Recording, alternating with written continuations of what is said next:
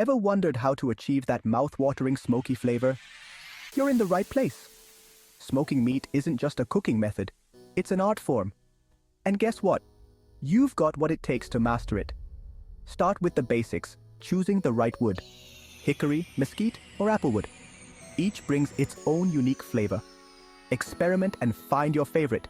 Next up, temperature control is key. Keep it low and slow. Around 225 degrees Fahrenheit is your sweet spot for that tender, juicy goodness. Don't rush it. Great things take time.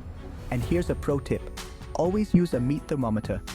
You'll know exactly when your meat hits that perfect internal temperature. No more guesswork, just delicious results. Feeling adventurous? Try a marinade or dry rub to add an extra layer of flavor. From spicy to sweet, the choice is yours. Finally, let your meat rest before digging in. This step locks in all those amazing juices. Trust me, it's worth the wait. So, grab your tongs, fire up that smoker, and get ready to impress. You've got this. Happy smoking, BBQ enthusiasts.